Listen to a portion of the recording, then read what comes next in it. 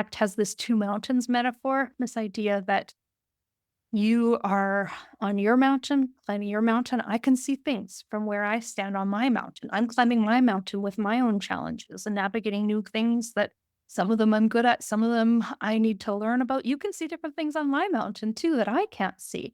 And here we are, two humans navigating the day to day challenges of life and just reflecting. And so, if I can see things that can help you navigate your mountain, I'll share that. But I don't have it all figured out. Here I am on my mountain. I have these thoughts too. And so being able to encourage and humanize in a really authentic way that includes a lot of therapeutic use of self. So another thing I really like about ACT, just truly listening to the struggle, exploring it, not trying to change their perception of it, just truly listening actively and showing compassion for it is that first step. You're listening to the Brave OT podcast with me, Carlin Nink. This podcast is all about empowering occupational therapists to step up, level up, blaze some trails, and maybe engage in a little conscious rebellion in service of our profession, our clients, our work, our businesses, and living our mission wholeheartedly.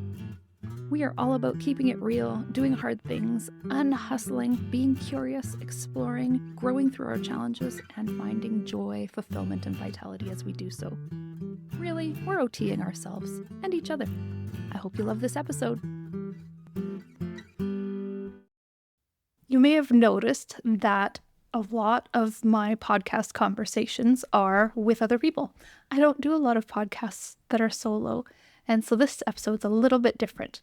It is actually an adaptation from a presentation I did last week in the MHOT, a collective Facebook group. That's the title, MHOT, a collective. I'll link it in the show notes. In that group, different people present every month or two, and it was my turn. So I presented on using acceptance and commitment therapy in your occupational therapy practice. Now, the week of this release is the end of November 2024, and in the new year, I will be launching my Practical ACT for OTs course. That's a clinical course I delivered once this year, and I'm looking forward to delivering it again next year. But I'm going to be putting on a Black Friday promo for the Practical ACT for OTs course. So I figured I might as well share this presentation as a podcast. You'll notice at times I might be referring to an image in the presentation, and I tried to remove parts that were really reliant on the image and left in ones where I think you could visualize it based on the description. But if some things seem like, am I missing something here? It's because there was a slideshow. And all of those slides were actually taken from my Practical ACT for OTs course. So the Practical ACT for OTs course is a few hours long, and there are discussion components in a Facebook group so we can get immersed in the learning together. I can help you customize it to your population, but this is just sort of a nice overview taster to see if you like the model of ACT and get a sense of how you might be able to integrate it into your OT practice. Now, ACT is how you pronounce the abbreviation for acceptance and commitment therapy. It's not ACT, it's ACT. Where I've quoted other people or made references to other models, I have tried to include that in the audio. It definitely was in the slides, and I'll make sure to give credit in the show notes to anything that I might not have mentioned as well and provide links to related content. If you're interested in being notified when the Black Friday promo of the Practical ACT for OTs course is available, follow that link in the show notes as well. Today's episode is sponsored by Jane, a clinic management software and EMR that helps you handle your clinic's daily admin tasks so you can free up your evenings and weekends. The Jane team understands how precious your time is and recognizes that charting can often be the most time-consuming admin task for practitioners. That's why they're here to help. To save you from having to start your chart notes from scratch, you can check out Jane's template library, which gives you access to templates that have been generously created and shared by health and wellness practitioners in the community. Once you have a template you like, you can choose to customize it further with charting tools such as range scales, text fields, checkboxes, and more. To see how Jane can help you spend more time doing what you love, head to the show notes to grab the link and book a personalized demo. Or if you're ready to get started, you can use the code VITALITY at the time of sign up for a 1-month grace period applied to your new account. And I have had a mental health private practice for a lot of years. I started my private practice in 2007. And in the last 5 years or so, I've also transitioned to supporting OTs, a lot of OT business owners in the intersection of their personal and professional development using ACT. So I've developed a bunch of stuff related to ACT. I created a course called Practical ACT for OTs last year because the ACT based coaching program that I offer isn't necessarily for everyone, but OTs love to sign up for education. So I thought, "Oh, I use ACT all the time, so I might as well create a course." So that will be relaunching again. I'm going to put out a promo for Black Friday, but we'll be running it in the new year. So you guys can watch for that if this inspires you to want to learn more. What to expect in this workshop? I hope to be able to give you an introduction to ACT and connect ACT concepts to our OT frameworks. I'm going to go through the 6 core processes, but focus a little bit more on distilling them down to 3 that are easier to remember. Because we can easily get caught up in the names of these core processes and lose the importance of the spirit of them. Um, We'll talk a lot more about language, and I'll have some suggestions for how we can apply it in OT, apply it to ourselves to build our own psychological flexibility. Few important notes. The ACT community is really generous. So I'm sharing from resources that I've gathered as I learn. And so I didn't make much of this stuff up. The places the innovation comes from me linking it to OT and providing that crossover framework for you, but that's certainly not even necessarily my own. It's just my own interpretation. I try to give credit to the original source where I can. And if I've missed any credit, please let me know. But do know that this stuff that I'm sharing is all freely available. I am a Canadian OT and I'm registered with the Alberta College of OTs. So I am intending to share with you about some general knowledge, but I'm not acting in a therapeutic role here. So these are some of my occupations. So there's that mental health focused private practice that I've had for a long time. And then there's all these products that I offer under my umbrella of BalanceWorks personal development. So they're not falling in an OT umbrella because I connect with people internationally for these things. So I've got my Activate Vitality program for OTs. And there's my Activate Vitality Planner. I also have the Brave OT podcast. And then last year, I developed the Practical ACT for OTs course, which these slides are a portion of. But I was born and raised here in Calgary, Alberta, and I am an ADHDer. I am in a midlife evolution. I'm raising 2 young men. We love to travel, and I also do pottery on Fridays. I love to garden. I've got more than 100 houseplants in my house. And so these are some of the things I love to do, some of my meaningful occupations. Fundamentally, this is a quote from this article. ACT rests on a fundamental premise that pain, grief, disappointment, illness, and anxiety are inevitable features of human life. If you're out there fully participating in life, you are going to struggle with some things, right? That is the nature of life. And the therapeutic goal of ACT is to help people productively adapt to these types of challenges and develop greater psychological flexibility rather than engaging in counterproductive attempts to eliminate or suppress undesirable inner experiences. So the suffering, the struggles, the resistance to those painful experiences that are inherent in life is where a lot of our suffering comes from. Building psychological flexibility is the goal of ACT so that we can fully participate in life. This is achieved through committed pursuit of valued life areas and directions, even in the face of a natural desire to escape or avoid painful and troubling experiences, emotions, and thoughts. ACT is transdiagnostic, so it's not necessarily, oh, this is the best thing for depression or the best thing for anxiety. It works for people with all sorts of conditions, and it's more process focused, flexibly delivered with this goal of helping people connect with doing what's most important to them. I love that about ACT in how it overlaps with OT, and I'll show you a few more ways of describing that. It helps us clarify our values, what's most important to us, and what's most meaningful. And we use this to support participating in the things that will enrich or enhance our lives, even in the presence of difficult inner experiences, sensations, thoughts, feelings.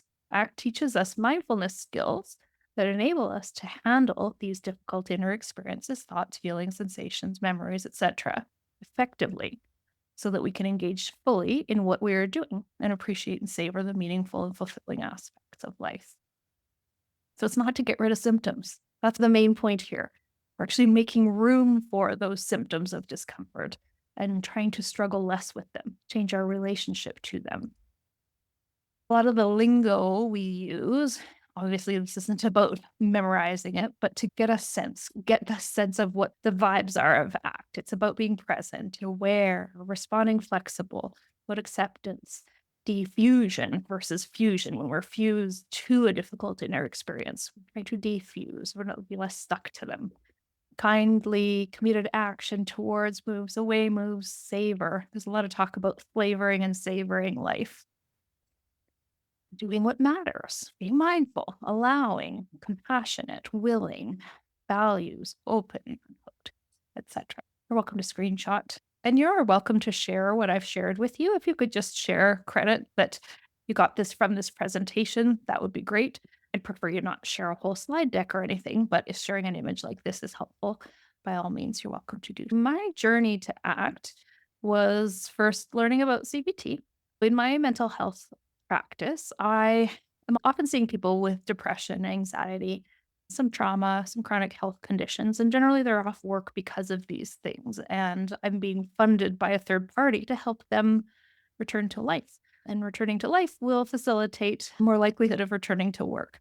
And so I was often asked to do behavioral activation, which is a component of CBT, and ultimately helping people engage in actions that are important to them and manage the difficult thoughts and feelings that are obstacles to taking action. So we're working on difficult feelings, difficult thoughts, and working on actions to essentially help people participate in life, but improved actions could improve thoughts and feelings, that sort of thing. And I always felt like with the tools I was given for CBT for the action stuff made a lot of sense as an OT, engaging in meaningful occupations.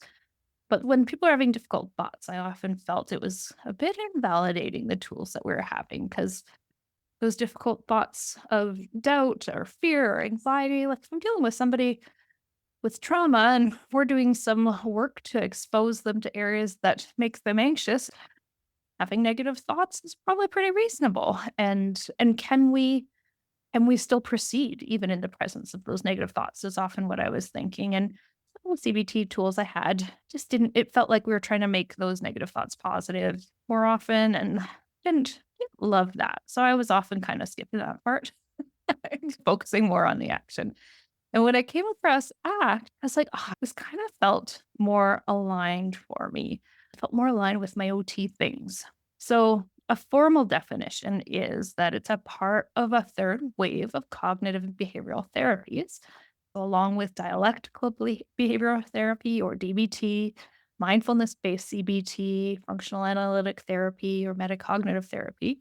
This third wave of cognitive and behavioral therapies is more about emphasizing the shift in the person's relationship to a thought or emotion rather than the content.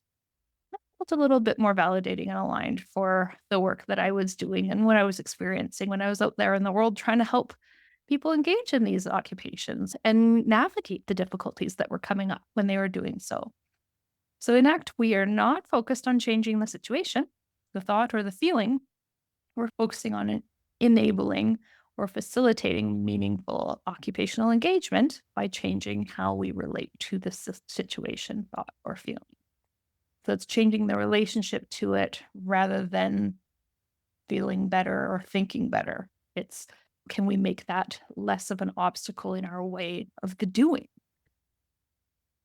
They don't use occupational language in the ACT models, but so this is where I'm building that bit of a bridge. They're talking more about behaviors or the doing of engaging in meaningful activities. Over here, we've got values and committed action, which in ROT language is engagement in meaningful occupation. And over here, we work on navigating the difficult inner experiences, the thoughts and feelings through four concepts that are all based in mindfulness. So if you've done any mindfulness training, these will feel familiar, right? We're being here in the present moment.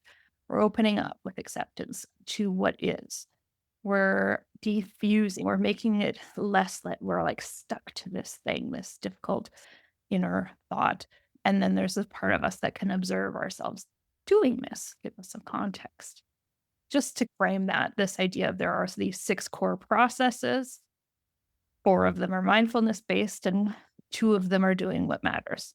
This feels really aligned already. These are some tools that I can do to help facilitate this occupational engagement in the face of these obstacles of difficult inner experiences.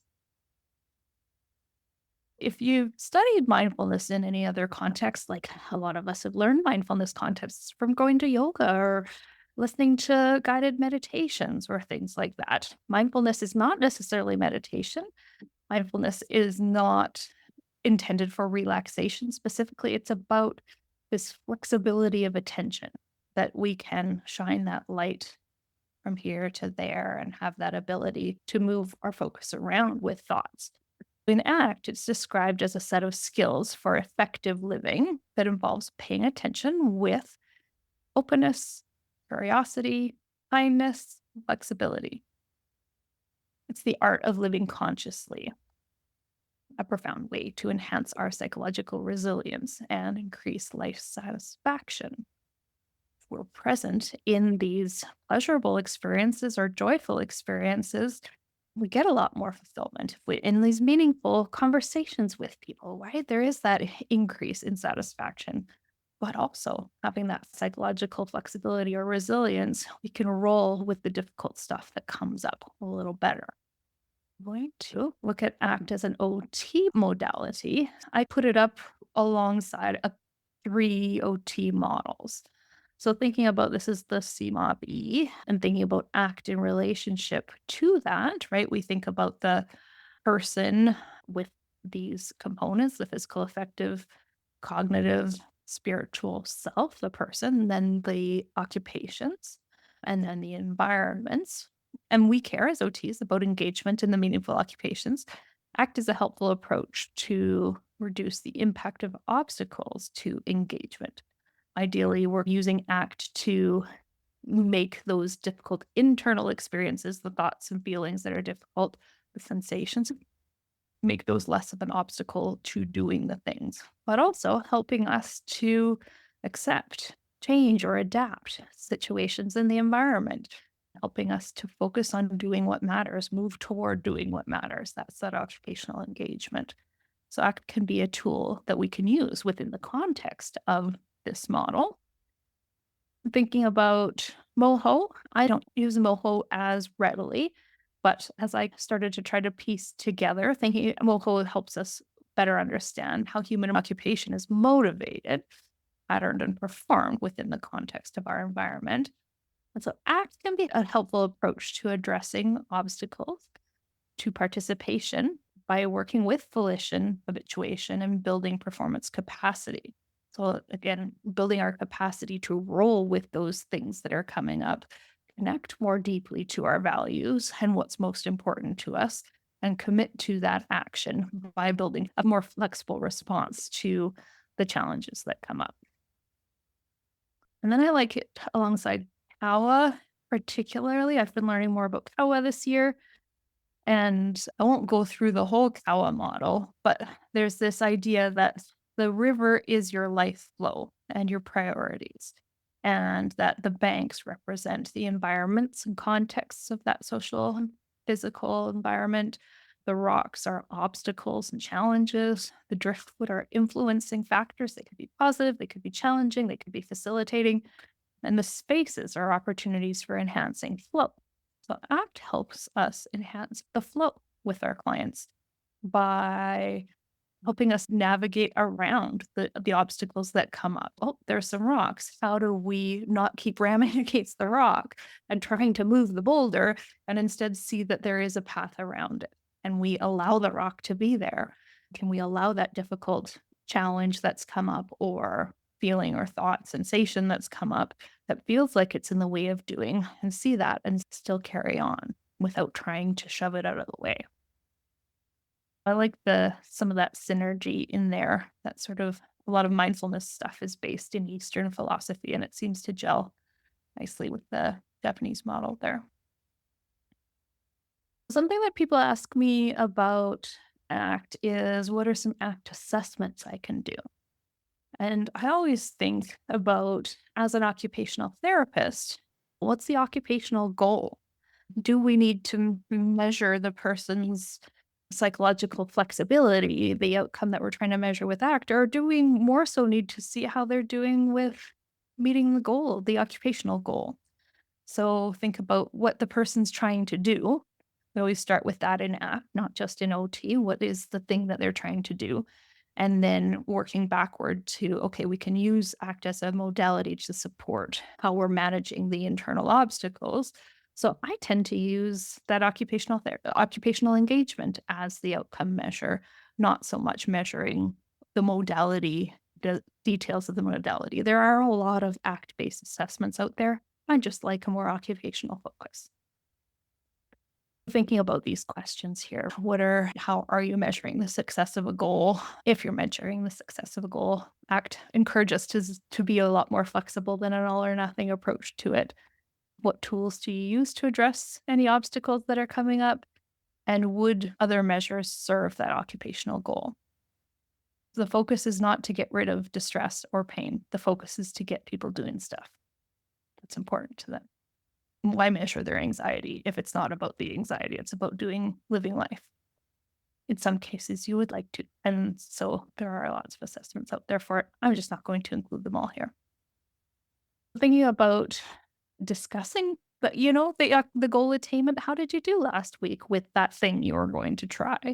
Maybe it's logs or routines or checklists or apps where you're sharing your towards moves, the things that you're doing that are moving you toward that.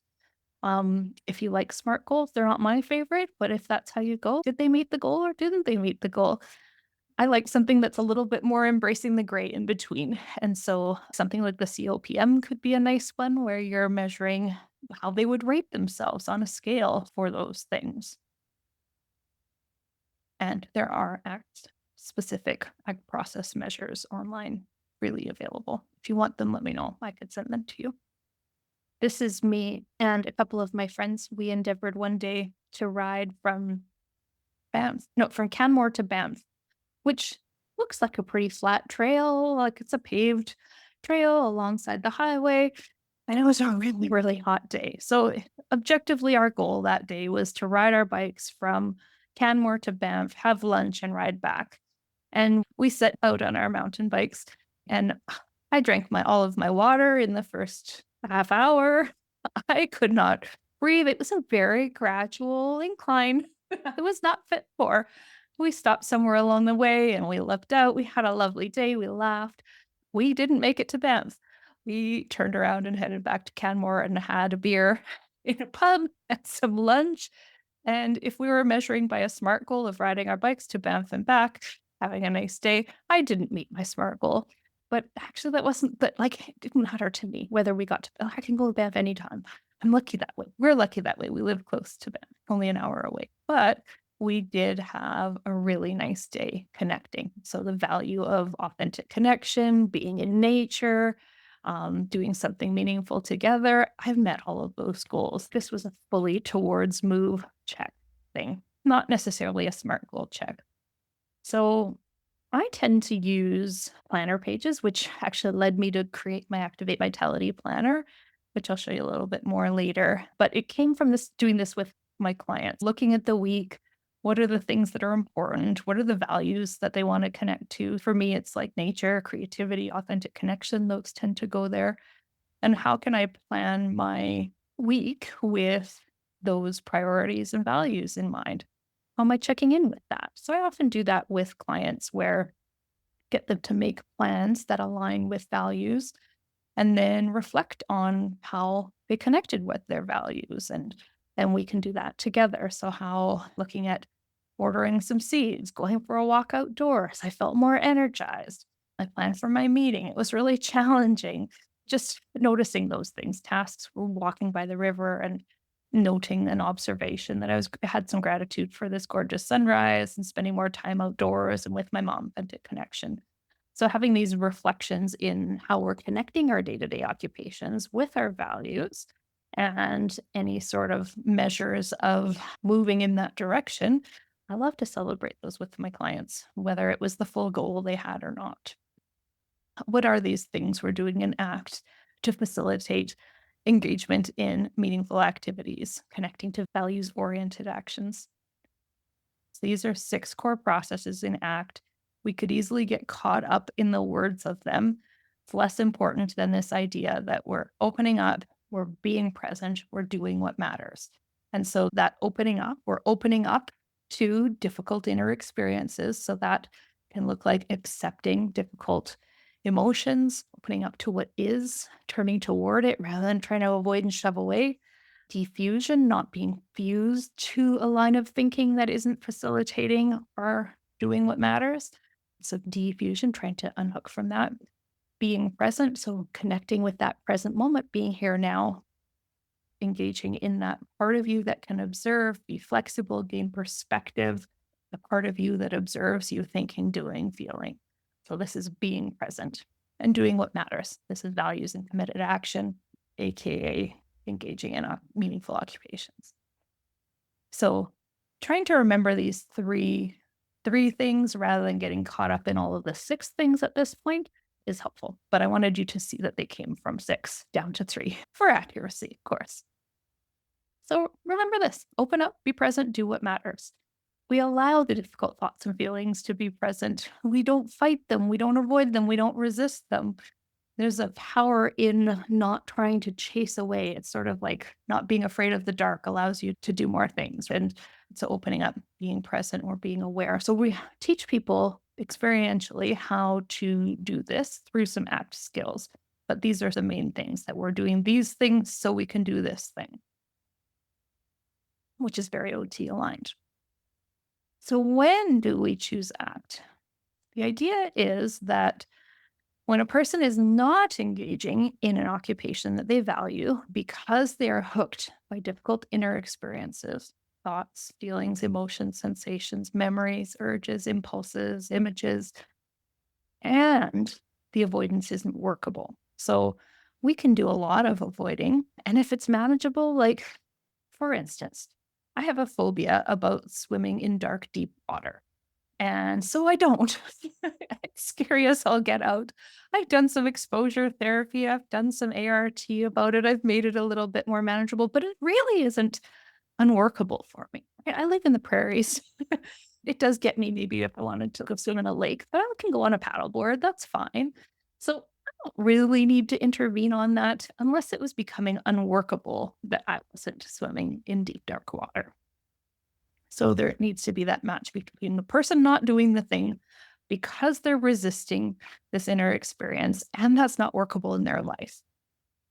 The difficult inner experience is not the problem. The symptom, essentially that symptom of fear or stuck on a thought, that's not the problem. It's responding to the thought or feeling in an inflexible way that leads to avoidance of the meaningful activity. That's the problem. That's when we're fused. That's when we're hooked by the thing and then not doing and stuck. That's not working for us. Then we intervene. What does clearly hooked look like? I can't go to the party because I'm feeling anxious. I can't sign up for yoga because I'm not flexible. I can't give a toast at your wedding because I'm not a good speaker. I can't start a business. I couldn't handle the judgment of failure. I can't teach an ACT course because I'll mess it up. I don't know enough. I can't ask the person on a date because I can't handle rejection. I can't go on the road trip. My back hurts after 20 minutes. I can't go to the grocery store. I'm afraid of getting COVID. I can't host Christmas dinner. I'm too overwhelmed. I can't go to the beach. My grandkids, because I can't stand the feeling of sand. Workability. Again, we only intervene if the avoidance is excessive, rigid, or getting in the way of living a full, meaningful life. Essentially unworkable. Those are more overt. It's a little more obvious. Quietly hooked. It's a little more covert. Fusion-driven avoidance. It can look like isolating. It can look like numbing. maybe numbing with our phone. A lot of us do our numbing this way, right? That can be shutting down. That can be jumping to a conclusion and taking action. It could be always busy, can't be alone with my thoughts. Could be Little Miss Sunshine. I'm living the dream, good vibes only, stay positive. We're going to deny all the negative things, all of the difficult things, and just feel like life is good. That is hooked and avoiding. Could be never ready, always preparing. I see that with a lot of the OTs that I coach that, no, I can't start that thing until I've taken 10 courses on it, made 10 plans, taken all of those things. Then I could make one first towards move and be being hooked by that thought of I have to know it all before I take a step. So we only intervene again if the avoidance is excessive, rigid, and getting in the way of living a full and meaningful life, our values. So, kind of back to the situation itself, the sensation itself, feeling itself, it may look like that's creating the suffering, but ultimately, this is not so. Your resistance to it, your staying stuck with it is the thing that we're trying to break.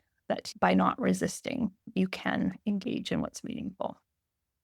Russ Harris, he has this choice point. I took a lot of my ACT training from Russ Harris. I find his stuff really helpful. There's this book, ACT Made Simple. It's a pretty comprehensive textbook that teaches you all the ACT stuff. You don't have to take a course. You don't have to have a certification to use ACT. You can use parts of ACT. You can use low key ACT. You can use elements of it. You don't have to be a regulated health professional to use ACT, right? Like you could use it if you're a teacher or a coach or a personal trainer. ACT is something they want people to have easy access to. But giving Russ Harris credit for this idea of this choice point, at any point in life, stuff comes up. We're in challenging situation that comes with thoughts and feelings. And sometimes we can get hooked and make away moves.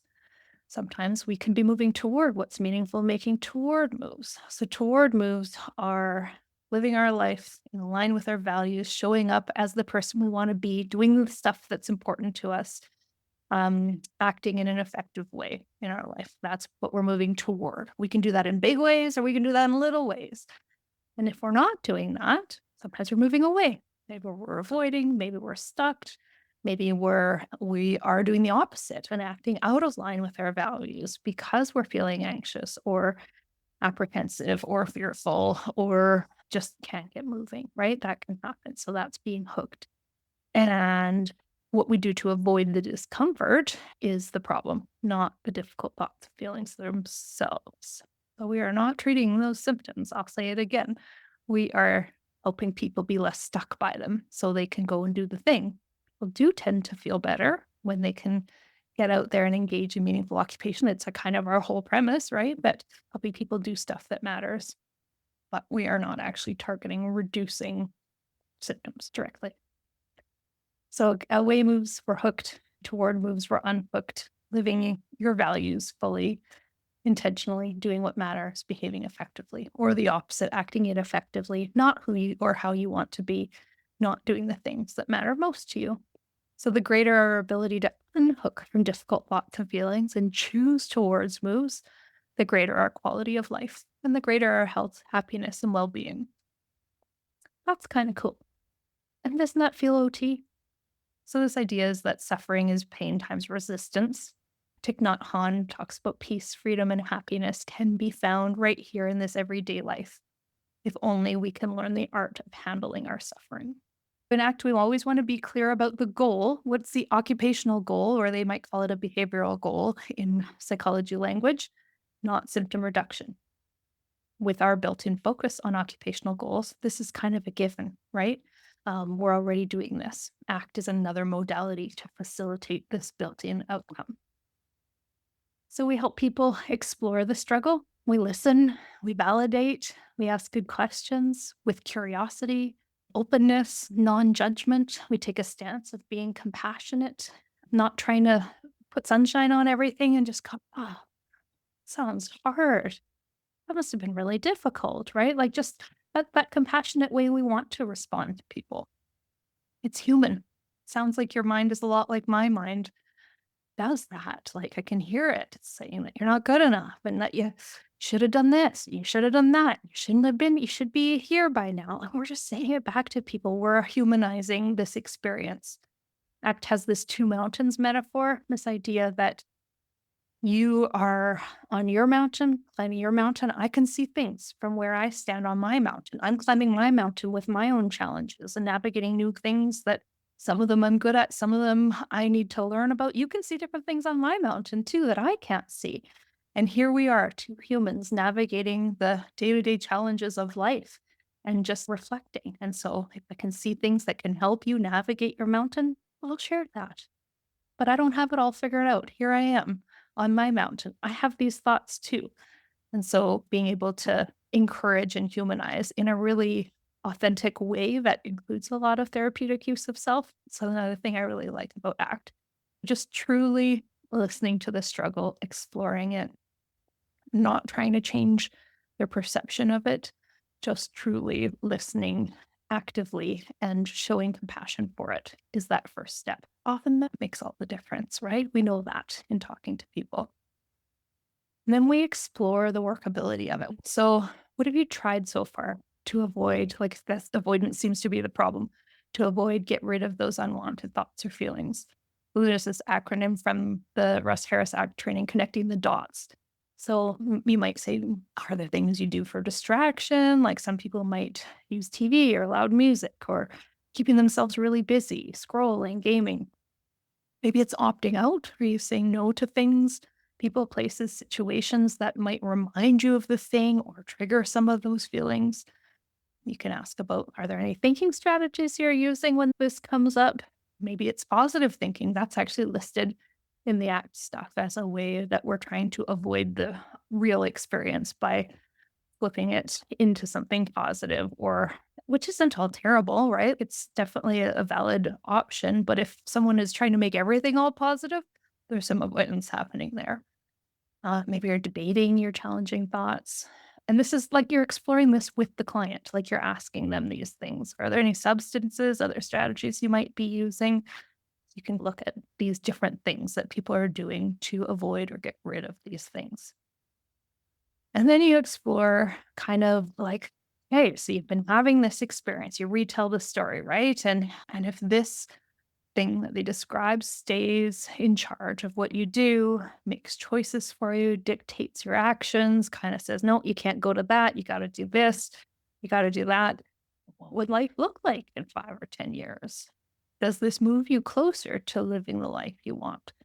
Showing up with these things and doing the things that bring you joy.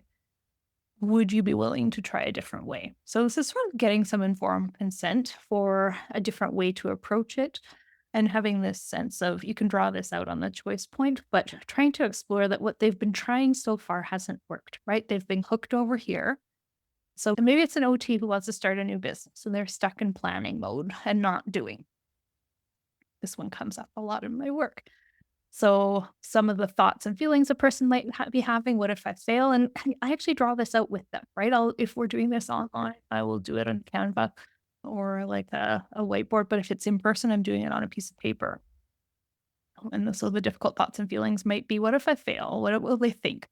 I don't know enough yet. Who do I think I am trying this? I'm feeling anxious. What does hooked look like? What are these away moves?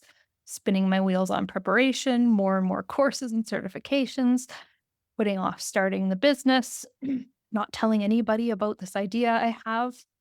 So this is over here, stuck, avoiding, hooked, not quite that towards move. I ask people why they want to do this. What are the values that are behind this? And so maybe it's flexibility, connection, compassion, and that goal is starting that OT business. So living in line with their values, making a towards move. What are our helpers? Like, how can we help? When you're hooked over here, how can we help move you in some sort of tiny towards move? So I use values, getting clearer on these values with people, having them commit to the actions. Maybe we need to break it down further. Maybe we need to find what is the manageable action you can take. What's the tiniest little thing? Maybe it's telling just one person about it. Is that the tiniest next thing? Opening up to those difficult thoughts and feelings. Okay, yeah. What if you fail? Can we sit with that? What would that look like? Is that possible? Is it more likely that it's sort of shades of success? Can we explore that? How would you handle that? Can we get curious about it rather than I can't. I might it might be a disaster, so I'm not even gonna look at it. Well, let's look at the gray in there, right? How can I help a person learn those skills of being more present and aware, being able to sit with those difficulties, make room for them so that they're not spinning over here?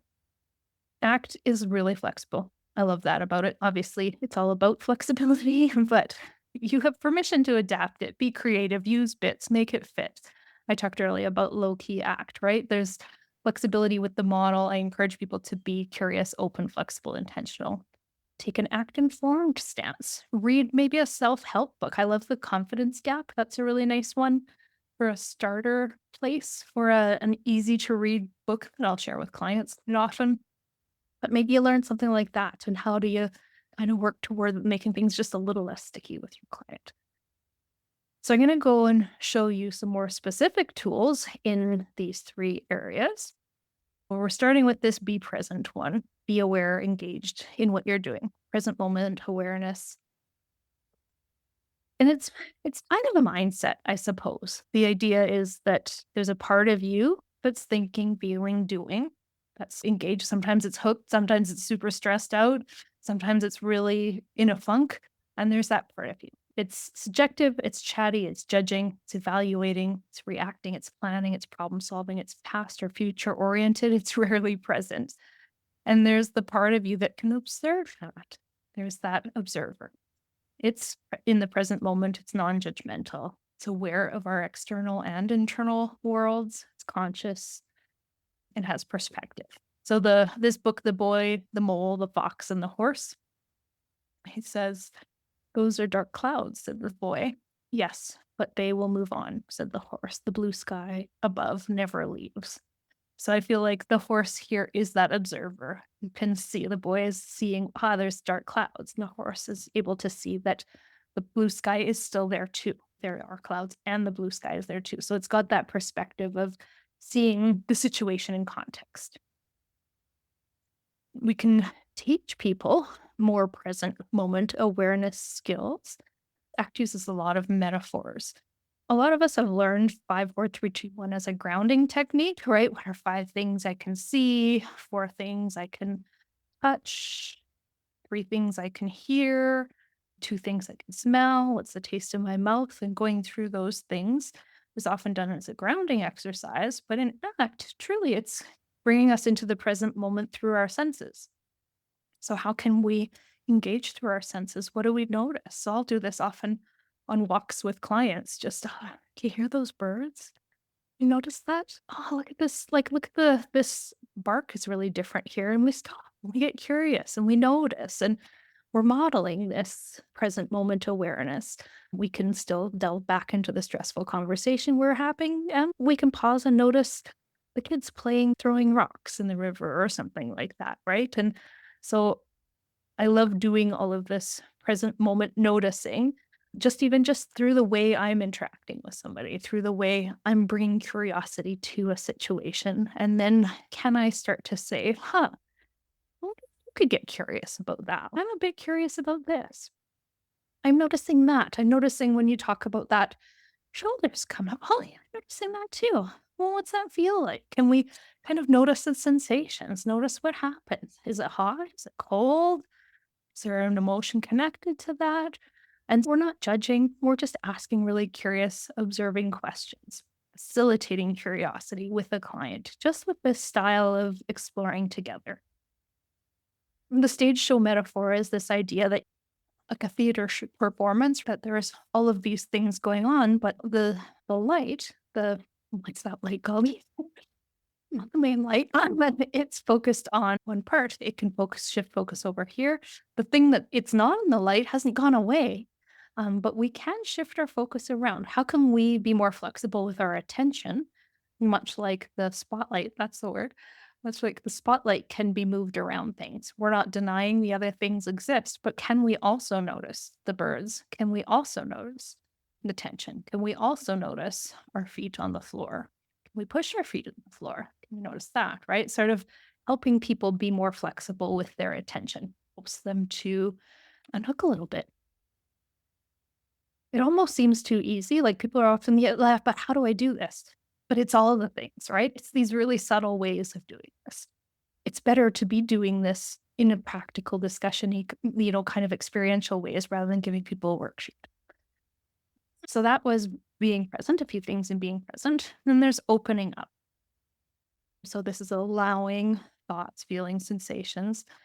There's acceptance and diffusion. So acceptance generally refers more to the feelings. Diffusion is diffusing from the thoughts. But really, we're opening up to all of it. So back to this choice point, when we're hooked, when we notice that we're hooked by difficult thoughts and feelings, we first sit with it. We'll first notice it. We have to notice it. Sometimes we get right into avoidance and don't even know why we're avoiding. And we notice that we're hooked. And we notice that we are not making the toward move. From there, can we notice it? Can we allow it? Can we show it kindness and compassion? If from there you can just make one tiny towards move, awesome. Like often we don't need to do all these steps, right? But maybe if just thinking it, showing it, noticing it, allowing it, showing it kindness and compassion, and we're still like boots glued to the ground and not able to make a toward move, maybe we might employ another unhooking strategy. But the idea is to do as little as possible. Sometimes we can just notice we're hooked and move into a towards move, an action, tiny action in line with our values, moving us in the direction of showing up the way we want to. But sometimes we need to bring in the other steps. So this guy, Lou Lasbrigado, he shares a lot in the Act Made Simple group. He asks great questions. And this does not need to be a workshop. It can just simply be asking a person, what does your mind say about this? And that's just creating a little bit of space between the you that's noticing and the things that our chatty mind can tell us about it. Is there any space between you and this thought? Thinking about this is kind of about defusing from thoughts, difficult thoughts. Is there any space between you and this? It's a bit of an abstract question, obviously not going to work for everybody. But this idea of, do I have to wear this thought as like, yes, this is absolutely true? Or is there a little bit of space like where I can kind of notice? So can you notice these thoughts as they come up? Sometimes it's, if this thought had a voice, what would it sound like? So I've talked about if it's a judging voice, like how do you name it? Is it Judge Judy? Is it sometimes giving it a name of a character on like Donkey from Shrek or something like that? But figuring out what that bossy voice is. Maybe it's like a bossy voice that's like, oh no, you shouldn't do any of these things.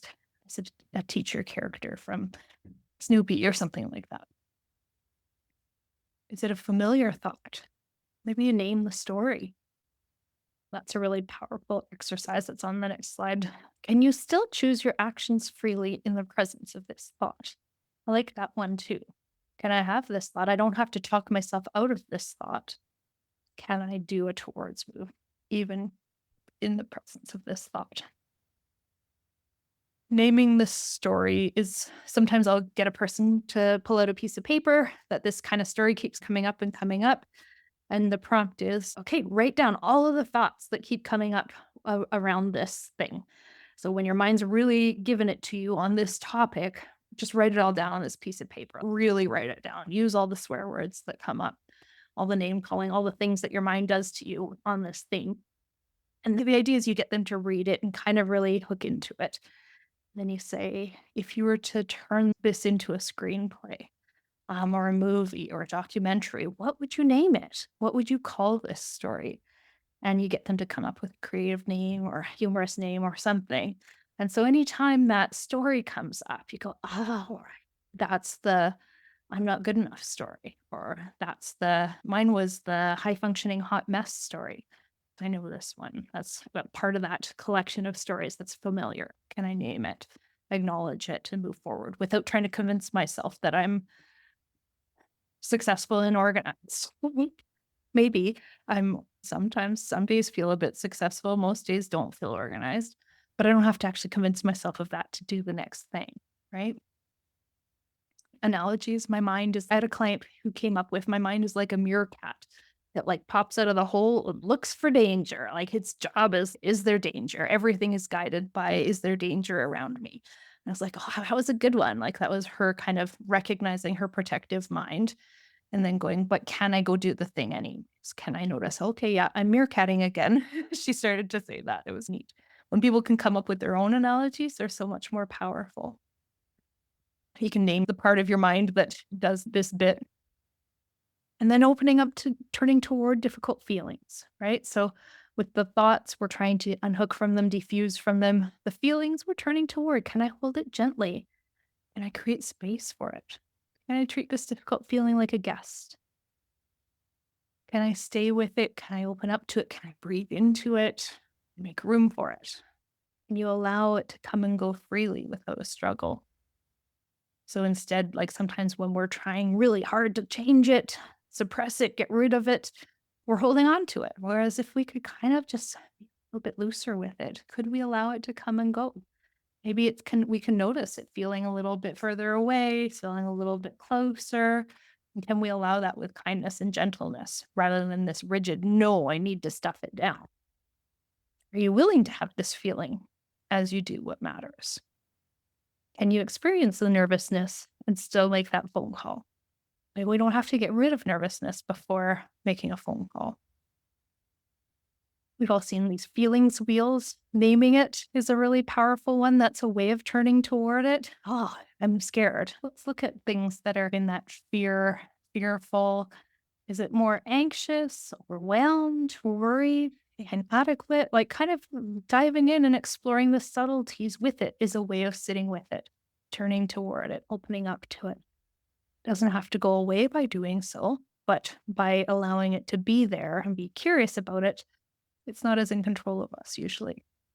Like this idea of holding a cactus, right? It's uncomfortable if you squeeze it and try to squeeze it and shove it and stuff it in your pocket, hide it. Like it'll hurt you. But if you can actually just hold it gently and you notice a sensation or feeling, can you notice, can you put a hand where the sensation is in your body? Where do you feel that? And you soften into it, around it, loosen it. I'll ask people, like, does it have a color? Does it have a shape? Is it staying put? Is it moving? Does it feel? I'll just ask a ton of really abstract questions about it in order to sit there curiously with them, with it. And it tends to be less in control the more aware we become of it when we breathe into it. So those are ways of making room for difficult emotions. And maybe sometimes we're dipping in and out too, right? Like maybe staying there entirely indefinitely is not tolerable for some sensations. Can we do this? Can we talk about that? Glenn, can I ask again? Where's that feeling? Then maybe we change the subject. Can we go again there? Can I just check in where that is? That's sort of another way of being curious with it. And then do what matters. We got this one, right? The idea of acting effectively, committing to living in line with your values, engaging in meaningful occupation. So we're using these tools to help us do this. We know how to do that. Exploring values, though, I love this about ACT. As OTs, we're often asking a lot of questions about what's meaningful, what's important, what do you care about? And in ACT, they're kind of define it in a way of values are qualities of behavior, qualities of doing. And we can explore those in lots of ways. So questions like, what do you stand for? What do you want to do with your time on the planet? How do you want to treat yourself and others and the world around you? What makes you feel most alive?